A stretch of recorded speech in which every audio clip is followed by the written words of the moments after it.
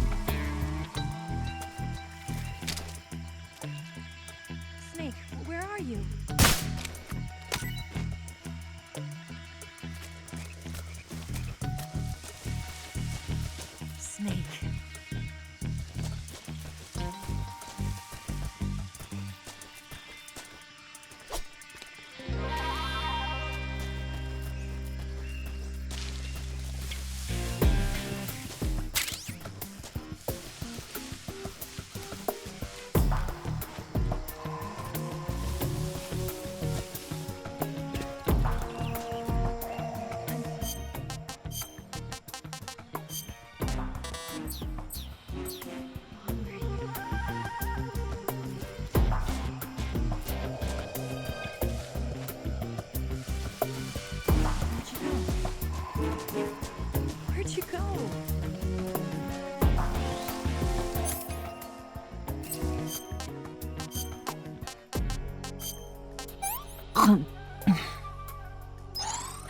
Can I have seconds?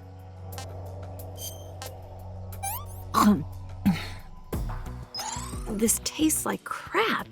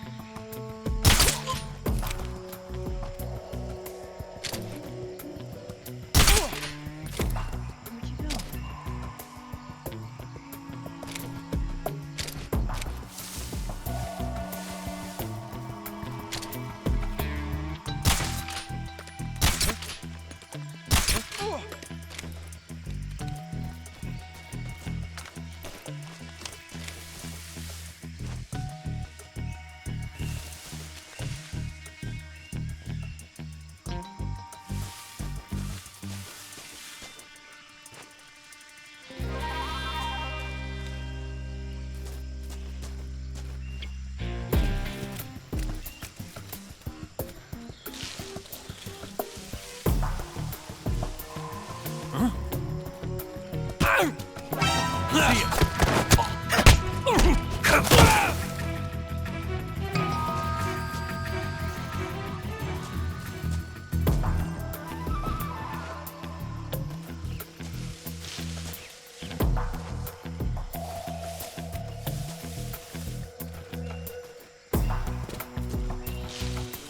Where'd you go?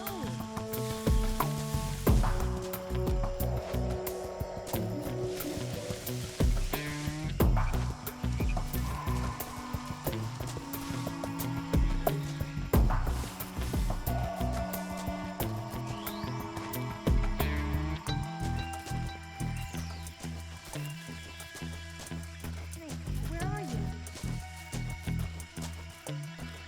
Snake.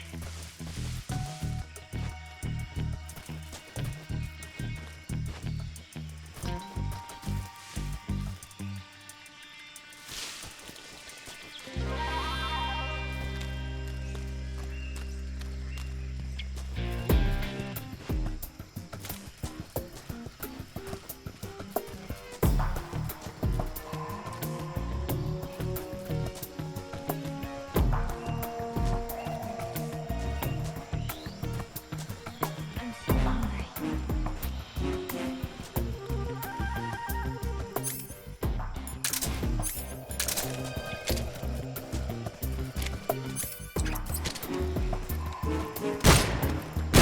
Food.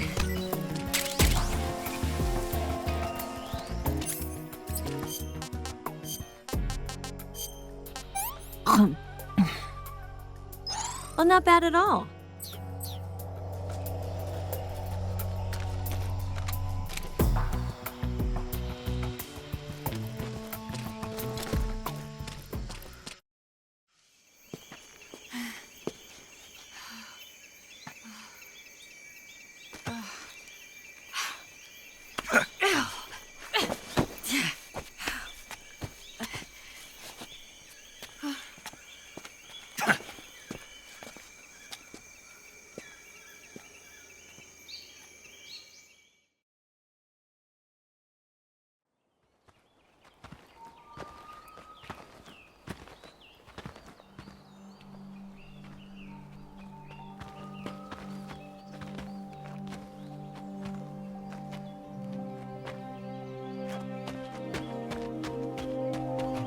Come on, Snake.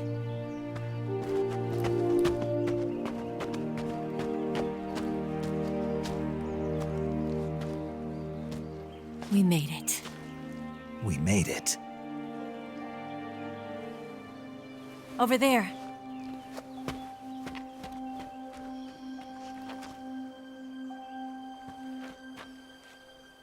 It's the boss, isn't it? I'll go get the wig ready to take off. Right. I'll leave you two alone. But come back in one piece, okay?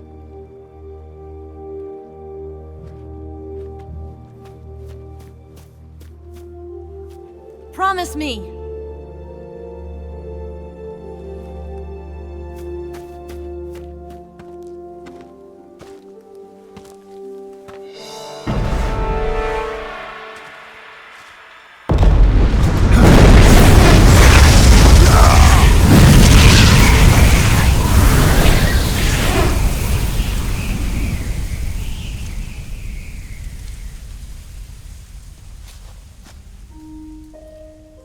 Life's end.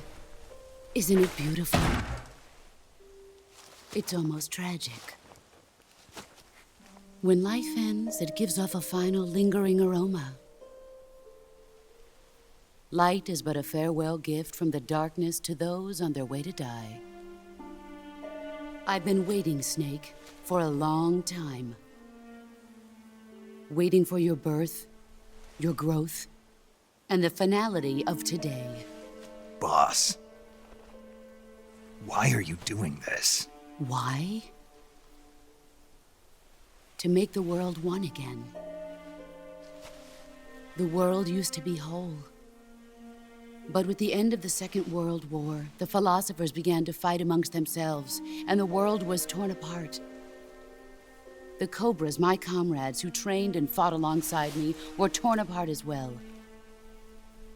The foibles of politics and the march of time can turn friends into enemies just as easily as the wind changes. Ridiculous, isn't it? Yesterday's ally becomes today's opposition. And this Cold War? Think back. When I was leading the Cobras, America and Russia were fighting together. Now, consider whether America and Russia will still be enemies in the 21st century. Somehow I doubt it. Enemies change along with the times, the flow of the ages, and we soldiers are forced to play along. I didn't raise you and shape you into the man you are today just so we could face each other in battle. A soldier's skills aren't meant to be used to hurt friends. So then what is an enemy? Is there such a thing as an absolute timeless enemy? There is no such thing, and never has been. And the reason is that our enemies are human beings like us. They can only be our enemies in relative terms. The world must be made whole again. The philosophers must be reunited. I will devote my skills to that purpose. And with the Colonel's money, I will achieve that end. Just as I once created the Cobras. They are my family. I may no longer be able to bear children, but I still have a family. It was November 1st, 1951. I was in the Nevada desert participating in atomic testing. The name Nevada is derived from Spanish, covered in snow, white as snow. And snow is exactly what I saw in that Nevada desert. It froze my blood white. Snake, you were an atomic test subject, weren't you? On Bikini Atoll. That's part of the reason I was drawn to you. You and I are alike.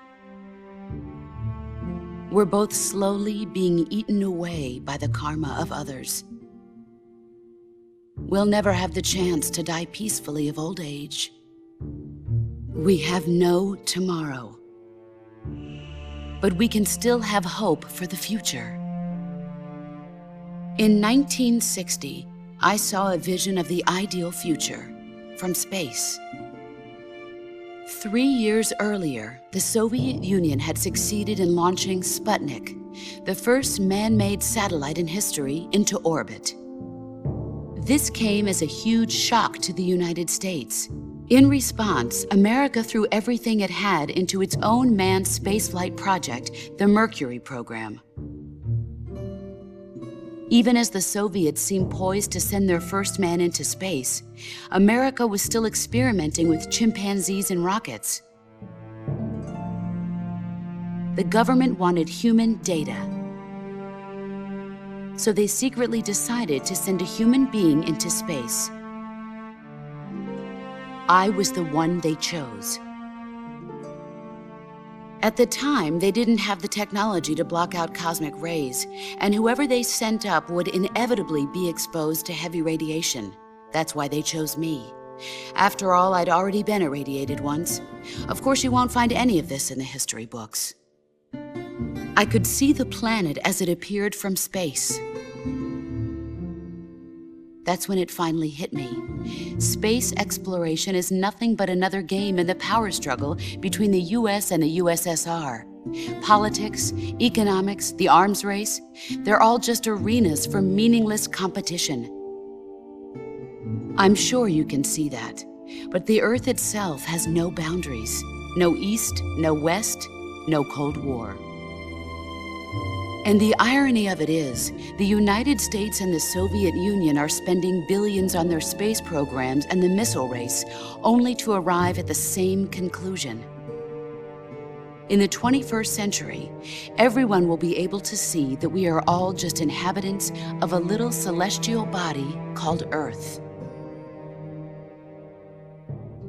A world without communism or capitalism, that is the world I wanted to see. But reality continued to betray me. In 1961, I was sent to Cuba, to Bahia de Cochinos. It was part of a CIA-sponsored invasion under the guise of taking Cuban exiles back to their country. But the US government betrayed them. Our weak-kneed president held back their air support. Senseless, the exiles were annihilated by the Cuban army. All I could do was watch in silence. I was set up by the very country I'd sacrificed so much for, by the very government I dedicated my life to defending.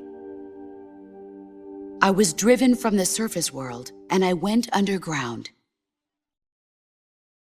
Then, 2 years ago, I faced the sorrow, my old comrade in battle.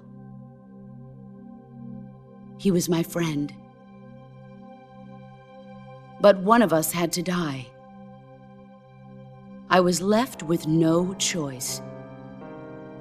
The sorrow gave his life for me. There is no enmity between us. One must live, and one must die. That was the mission. The ones who gave me that mission were the philosophers. Early in the 20th century, the true holders of power in the United States, the Republic of China, and the newly formed Soviet Union gathered together in a secret meeting that would later be known as the Wise Men's Committee. The secret pact they formed there marked the beginning of the philosophers. But the last of the original members died in the 1930s. After that, the organization began to run out of control, and the Wise Men's Committee degenerated into a mere shell of its former self. The philosophers of today have no sense of good or evil.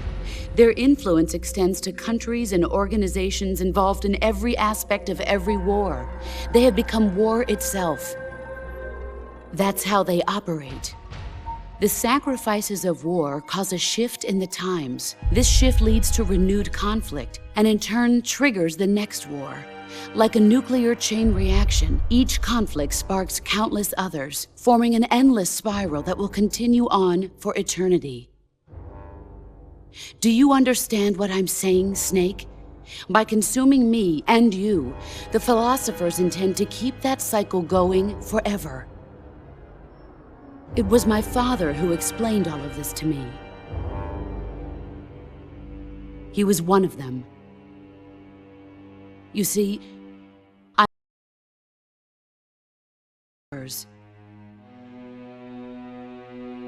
But after he revealed the truth, my father was killed by that same shapeless, formless organization.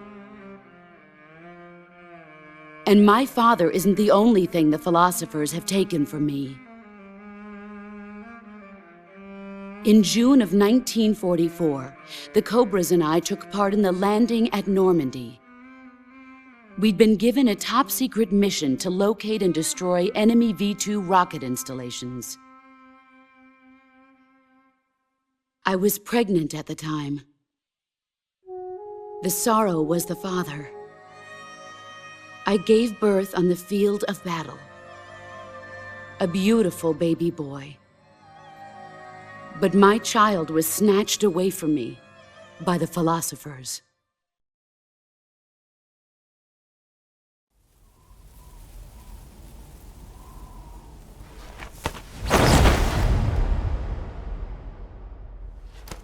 Look at this scar. This is proof that I was once a mother. I gave up my body and my child for my country. There is nothing left inside me now. Nothing at all. No hatred, not even regret. And yet sometimes at night, I can still feel the pain creeping up inside me, slithering through my body like a snake.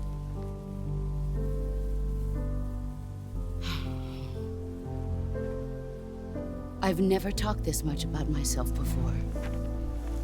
Thanks. Thanks for listening to me.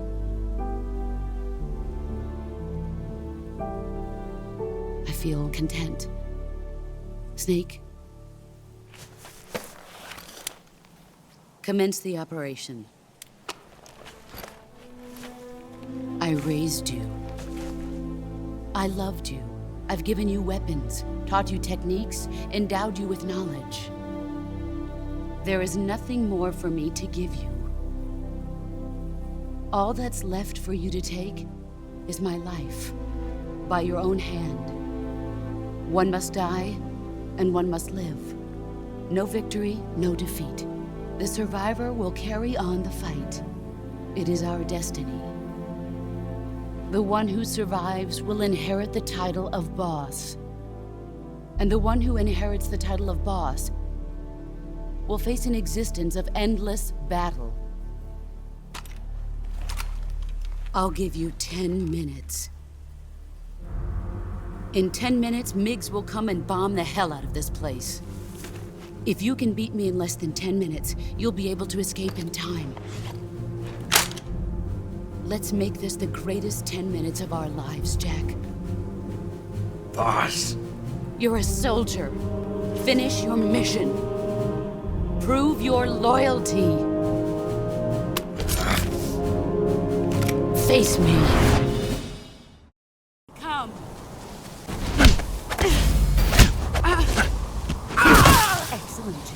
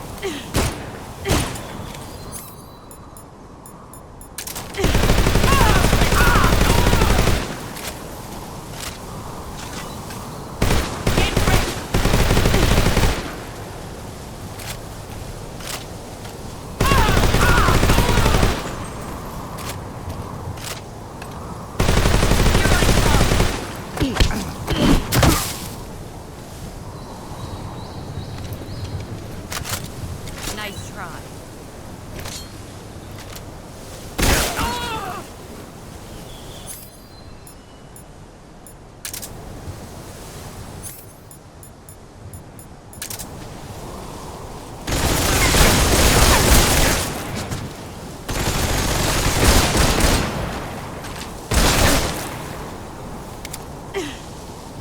Here I come.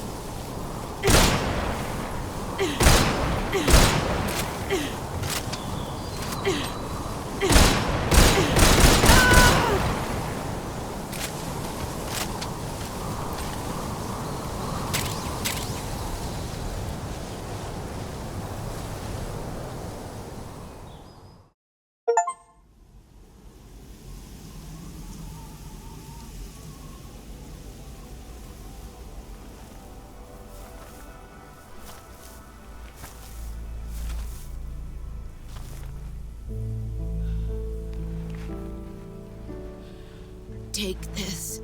Keep it safe.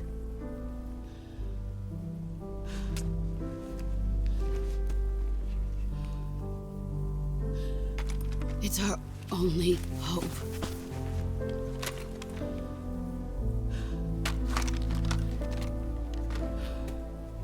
A patriot? Why are you giving me this? Jack. Or should I say, Snake. You're a wonderful man. Kill me. Kill me now. Do it.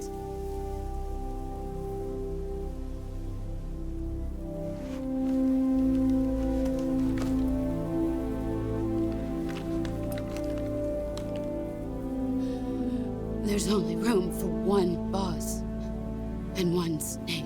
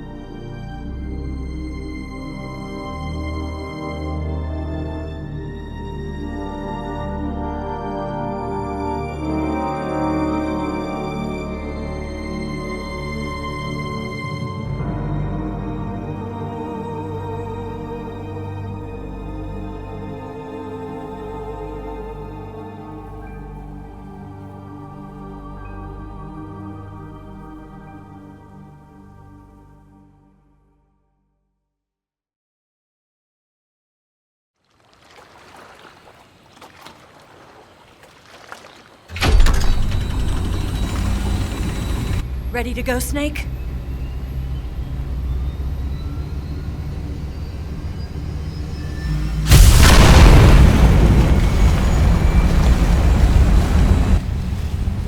Are you okay? Snake? Yeah.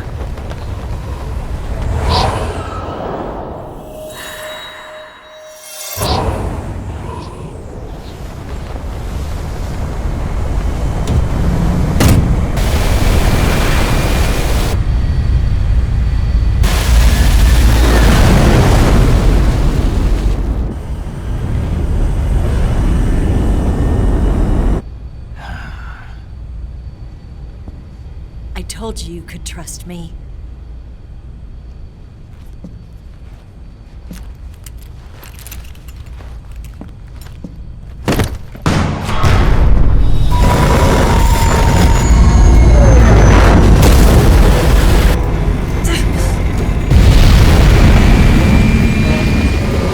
Snake! Ocelot! We're not done yet!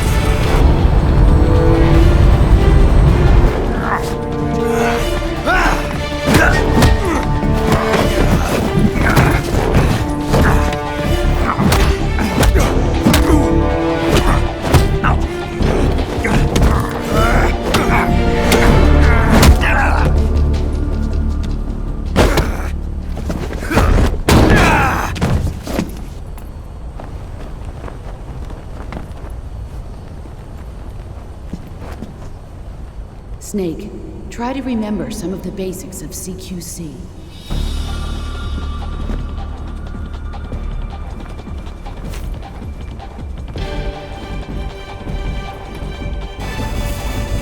Not good!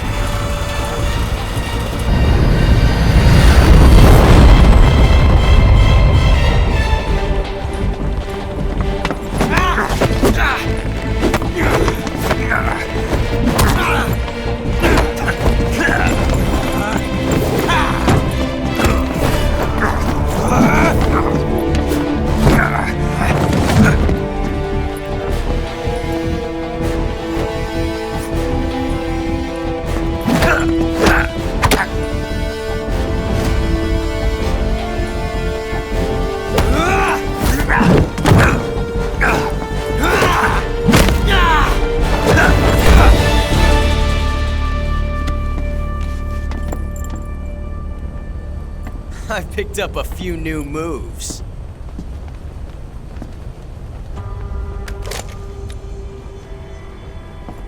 Huh. It doesn't feel right to shoot an unarmed man. But I'll get over it. Eva!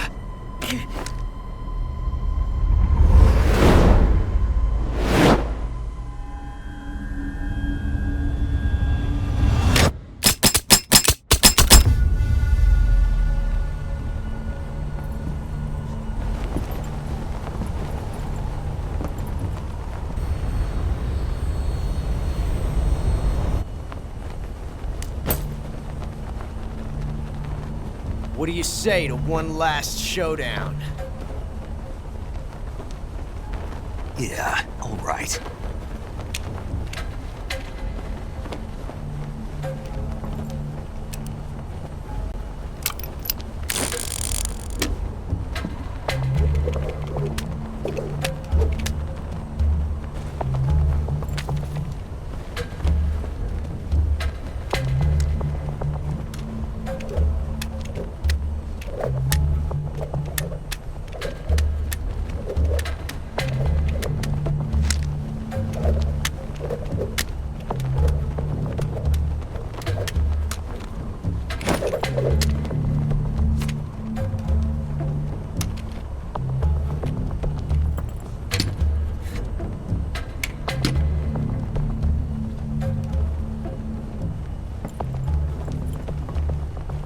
What's your name? Snake. No, not that name. You're not a snake, and I'm not an Ocelot. We're men with names. My name is Adamska. What's yours? John. Very well, John. Plain name, but I won't forget it.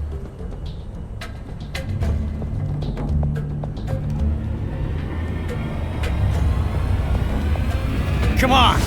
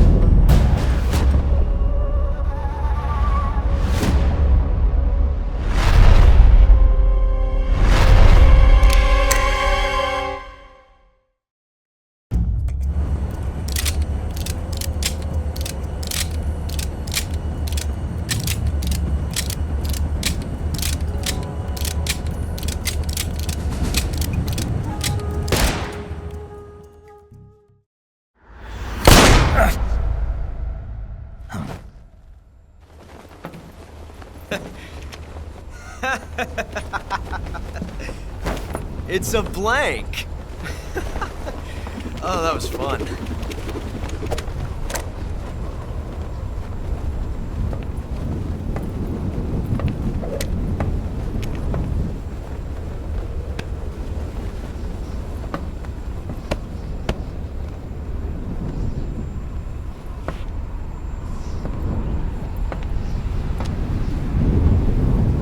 Until we meet again, John.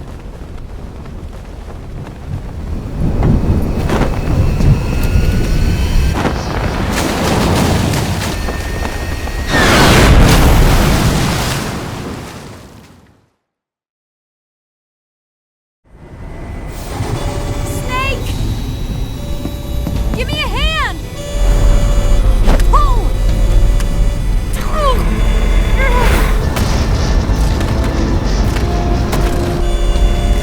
Come on, pull up!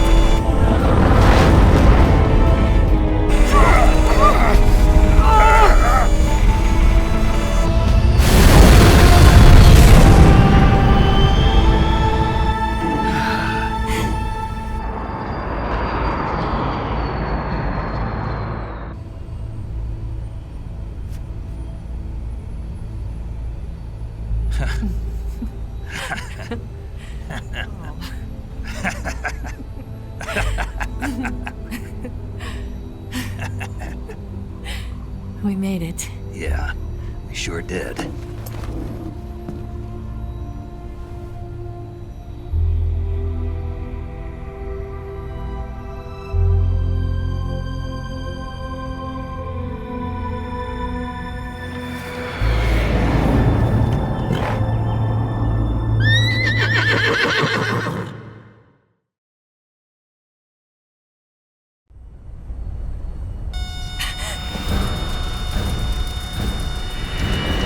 Oh no, Miggs!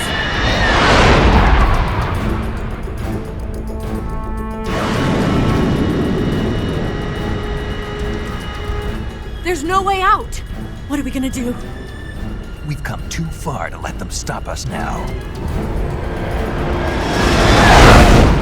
Those things have got to be armed. It's no use. There's no way we can outmaneuver them.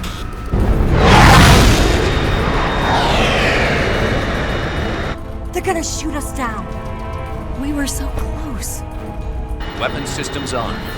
Locked on target. I got tone. You were great, Eva.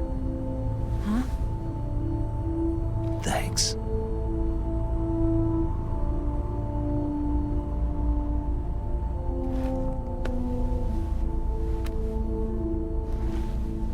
Oak 19, this is Control.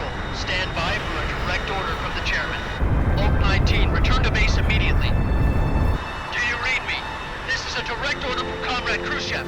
Return to base immediately. Oak 19, do you copy? Understood. Aborting mission. RTB. Look! The MiGs are turning back! Woo!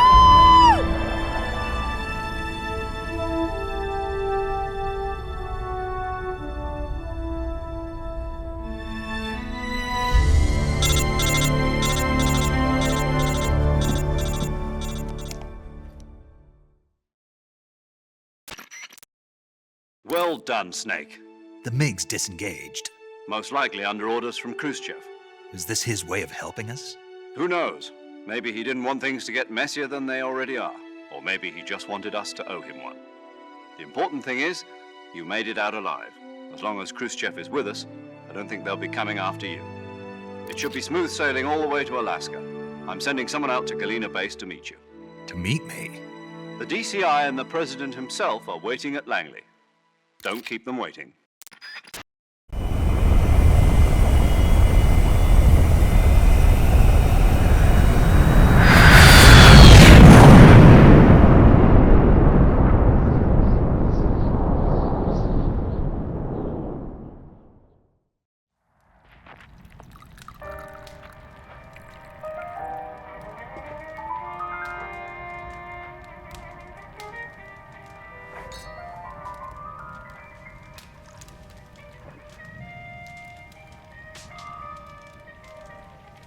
So what are you going to do now? Go back to the KGB?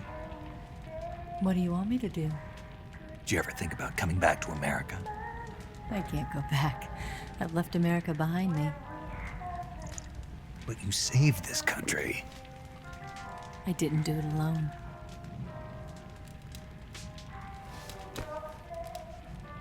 And I still owe you a dinner.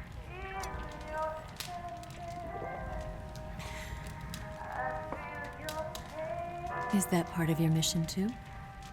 Or is it an order? Or is it an invitation?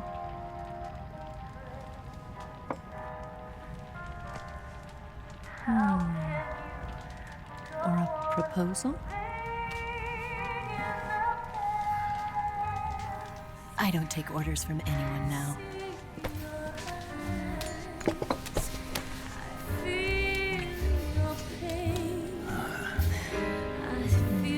Sadness inside of me. Open your heart and smile for me. You're not the only one afraid to fall in love. Dance with me again and walk this way.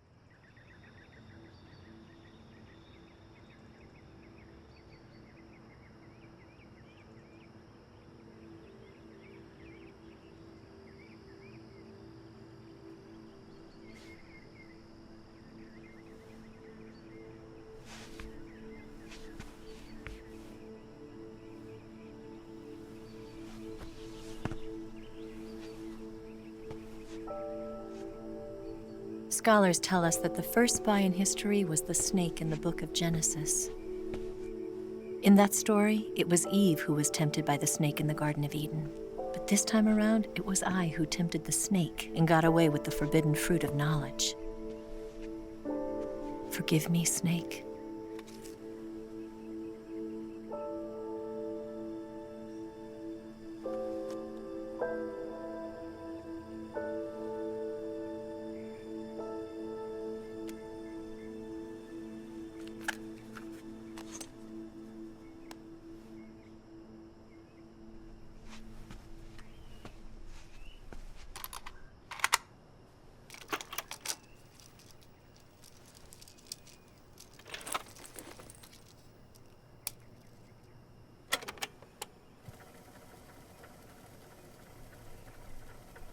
Good morning, Snake. I hope you slept well. First of all, I have to apologize. I wasn't sent by Khrushchev. I'm not a KGB spy, and I never worked for the NSA. I'm an agent of the People's Republic of China for the General HQ 2nd Department of the People's Liberation Army. It was all a lie. I tricked you. And I'm sorry.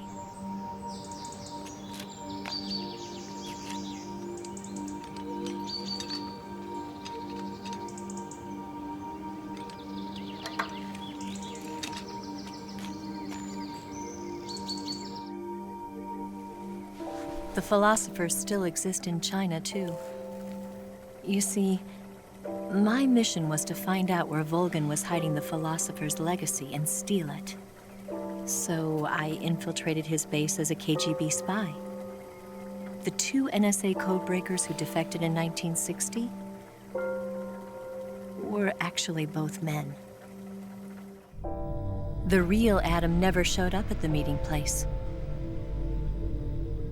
saving me the trouble of having to eliminate him. I sneaked in by pretending I was Eva. And you and Sokolov and Volgan, you all believed me.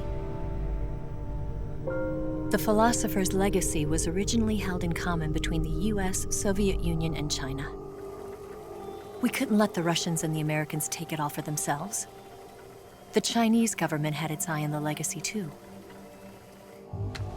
I got the film containing the legacy, and also the nuclear missile launch data from the Shagohod.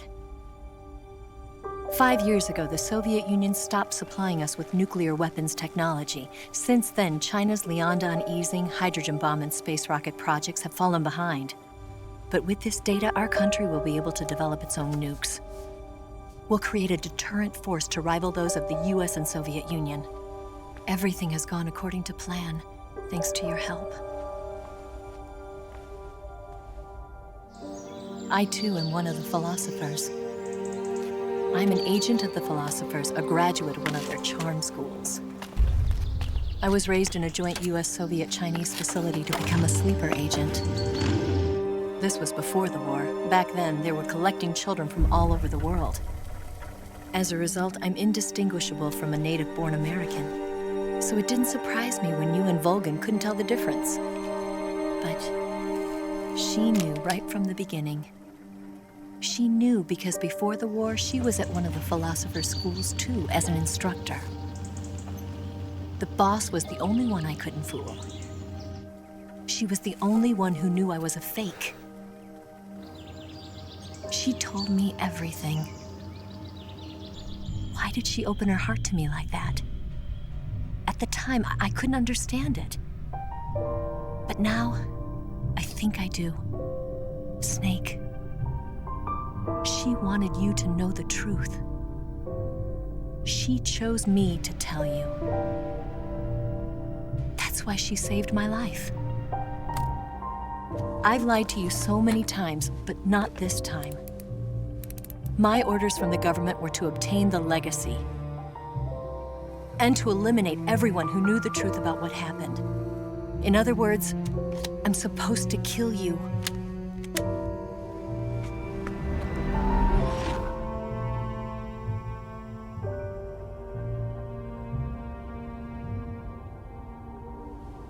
But I can't do it.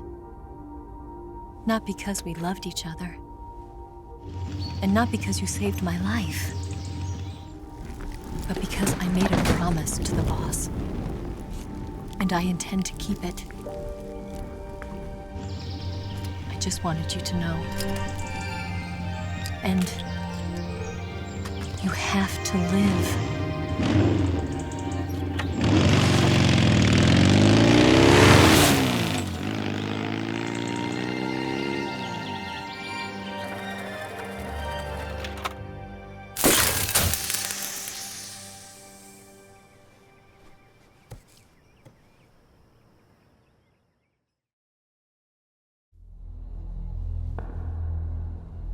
Snake, listen to me.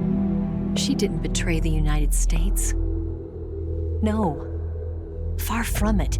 She was a hero who died for her country. She carried out her mission knowing full well what was going to happen. Self-sacrifice. Because that was her duty.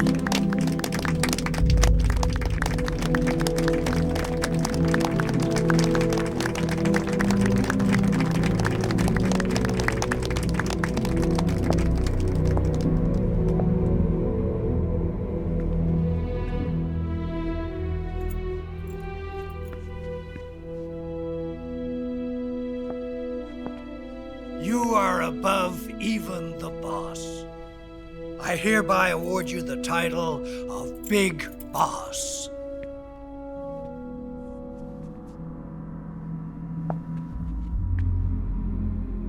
You are a true patriot.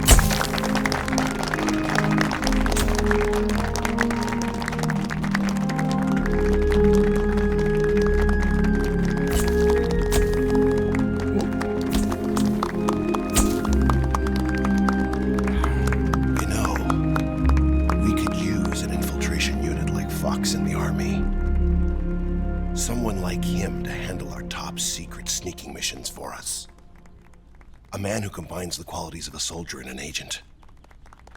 The boss's defection was a ruse set up by the US government. It was all a big drama staged by Washington so they could get their hands on the philosopher's legacy. And the boss was the star of the show. They planned it so that they could get the legacy that Colonel Volgin inherited and destroy the Shagohod at the same time. Only a legendary hero like the boss could have earned Volgin's trust. Finding out where the philosopher's legacy was hidden was to be her greatest mission. Everything was going according to plan. But then something happened that no one could have predicted. Colonel Volgin fired an American-made nuclear warhead at Sokolov's research facility. Khrushchev demanded that the US government provide proof that it wasn't involved. They couldn't just abort the operation to steal the legacy. So the operation itself was greatly expanded and revised. The authorities in Washington knew that in order to prove its innocence, they'd have to get rid of the boss, and that one of their own would have to do the job. The public couldn't be allowed to find out about it, not ever. This, they concluded, would be the best way to keep the whole thing under wraps.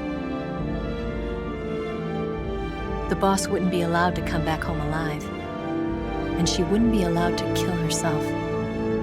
Her life would be ended by her most beloved disciple. That was the way the government wanted it. That was the mission she was given, and she had no choice but to carry it out. Her death at your hands was a duty she had to fulfill. Out of duty, she turned her back on her own comrades. A lesser woman would have been crushed by such a burden. The taint of disgrace will follow her to her grave. Future generations will revile her. In America as a despicable traitor with no sense of honor. And in Russia as a monster who unleashed a nuclear catastrophe. She will go down in official history as a war criminal. And no one will ever understand her. That was her final mission. And like a true soldier, she saw it through to the end. But I think she wanted you, of all people, to know the truth. She wanted to live on in your memory. Not as a soldier, but as a woman. But she was forbidden to tell you herself. And that's why she told me. Snake, history will never know what she did. No one will ever learn the truth. Her story, her debriefing, will endure only in your heart.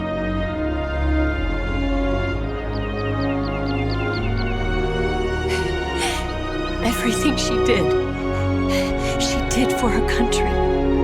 She sacrificed her life and her honor for her native land. She was a real hero. She was a true patriot.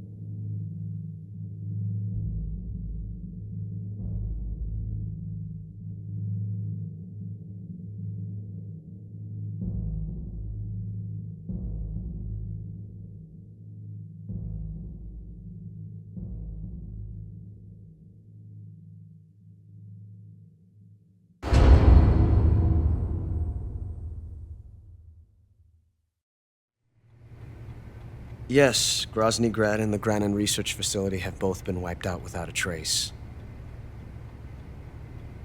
I understand, sir, but they were necessary sacrifices. Yes, the CIA has taken care of the boss themselves.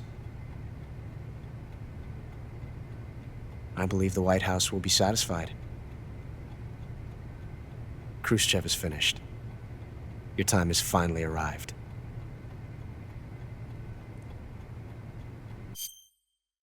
Yes, the American president is relying on us to keep a lid on the whole affair. We've got him by the balls. It should make a valuable trump card in future negotiations. Yes, Chief Director, of course. I'll keep the KGB informed.